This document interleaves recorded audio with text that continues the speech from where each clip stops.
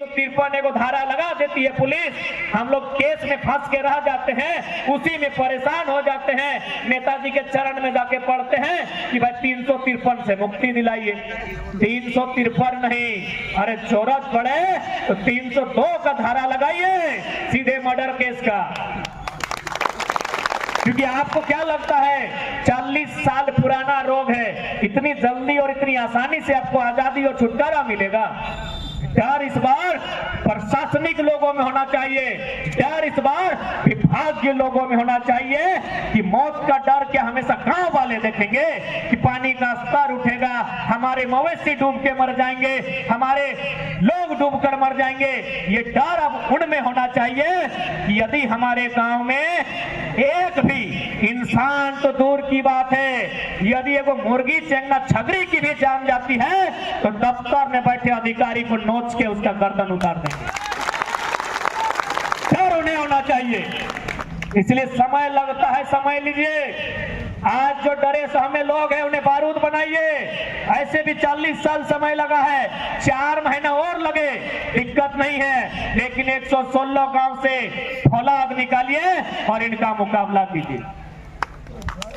क्योंकि आज यदि आज हम लोग चुप बैठते हैं तो आने वाला दिन, आप क्या सोचते हैं निर्मल महतो की शहादत के पीछे झारखंड का लड़ाई ही नहीं है, स्वर्ण रेखा नदी परियोजना का भी रोल है। इस बात को आप इतिहास के पन्नों से खोद कर निकालिए।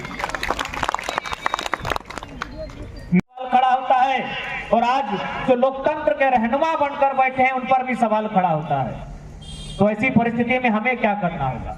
क्या हम हाथ पे हाथ धरे बैठे रहें? यदि इस देश में लोकतंत्र होकर भी लोकतंत्र नहीं है तो फिर हमें जिस प्रकार अंग्रेजों के साम्राज्यवाद को उखाड़ने के लिए हाथों में हथियार लेकर आंदोलन के लिए विवश होना पड़ा था, आज तमाम सरकारी पदाधिकारियों को अंग्रेज मानकर आंदोलन करना होगा।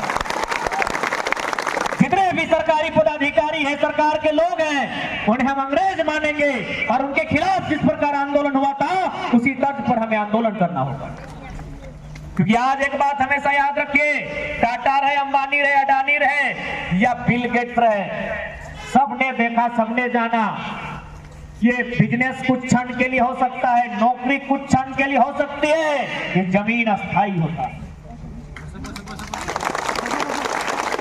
आप और हम बिल गेट्स का नाम सुनते थे कि दुनिया का सबसे धनी आदमी है, आज नंबर 1 में है क्या? शायद नहीं है।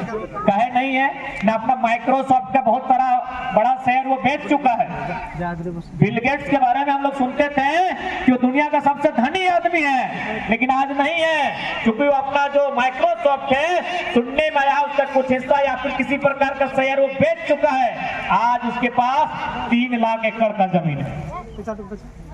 आज उसके पास 3 लाख एकड़ का जमीन है। 3 लाख एकड़ यानी लगभग चांडिल डैम के बराबर। आपका ये 4 लाख में है ना, 4 लाख एकड़, यानी सारी लड़ाई जमीन के लिए। आप जो हम सोचते हैं 40 साल की नौकरी पाकर फूले नहीं समाते हैं, वो 40 साल के लिए असली जड़ है जमीन को लेकर। दुनिया का सबसे बड़ा धनी आदमी आज अपने माइक्रोसॉफ्ट को हटाकर जमीन खरीद रहा। इसलिए आज इस जमीन बचाने की लड़ाई में जिस प्रकार हमारे पूर्वजों ने, चाहे अंग्रेजों से सामना करना हो या अलग झारखंड राज्य का गठन करना हो, अपने प्राणों की आहुति देकर अलग झारखंड भी लिया है और भारत को स्वतंत्र भी कराया है, हमें अपनी माटी को बचाने के लिए आगे आना। बिल्कुल अभी पूर्व के वक्ता भाईगण कह रहे थे कि आज विस्थापितों का ये हाल है तो हम घुसपैठिए के समान। इसलिए सबसे पहले सरकार को, विभाग को यह भी तय करना होगा कि विस्थापित परिवार के किसी सदस्य का यदि जाति आय आवास से प्रमाण पत्र बनता है उसके लिए खतियान नहीं, विकास पुस्तिका कोई आधार माना जाए। कि हमारे पास तो खतियान है नहीं, हमको जो 12.5 डिसमिल का जमीन मिला है उसमें डीड मिलेगा, खतियान वहां भी नहीं मिलेगा। तो यदि किसी सरकारी नौकरी में या फिर किसी सरकारी योजना का हमको लाभ लेना है जहां हमसे जाति आवासीय आय या फिर कोई प्रमाण पत्र मांगा जाएगा, हम कैसे बनाएंगे? क्योंकि हमारे पास तो खतियान है नहीं। तो इसलिए इस बात को भी नियम बनाना चाहिए कि जो विस्थापित परिवार है, विकास पुस्तिका के आधार पर ही उनका जातीय आवासीय प्रमाण पत्र बनना चाहिए। दूसरी बात, चांडिल डैम के लिए जमीन अधिग्रहण का 1980 में किया गया है या 78 में या 82 में, यदि मुआवजा 2023 में दिया जाएगा तो अकॉर्डिंग 2023 के अनुसार मिलना चाहिए। 2023 में अगर मुआवजा मिलेगा तो 2023 के अनुसार मिलना चाहिए, क्योंकि यदि 1980 का मामला है, अगर आप 1980 में हमें पूंजी देते तो उस पूंजी से हम पूंजी बना चुके होते। इसलिए अगर आप 23 में मुआवजा देंगे तो 23 के अनुसार मुआवजा मिलना चाहिए, इस बात को बताना होगा। और ऐसा हो चुका है, ऐसा इसी भारत देश में हो चुका है। इसलिए चूंकि झारखंड के लोग कमजोर माने जाते हैं, झारखंड के लोग सरकारी तंत्रों के सामने कमजोर माने जाते हैं, इसीलिए हमारे लिए अलग नियम है। बाकी इसी देश में मुआवजा के विषय में जिस समय मुआवजा दिया गया था उस समय की राशि का निर्धारण किया गया, इसलिए आज इस बात को ध्यान में रखना होगा।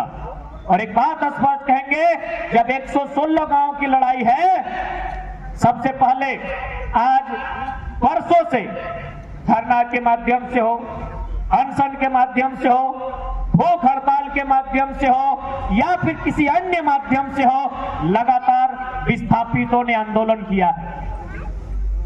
लेकिन यदि ये हुक्मरान जो पूरी तरह से चंद मुट्ठी भर अमीरों के कब्जों में है, अगर ये नहीं सुनती है, यदि हमारी आवाज इनके कानों तक नहीं पहुंचती है, तो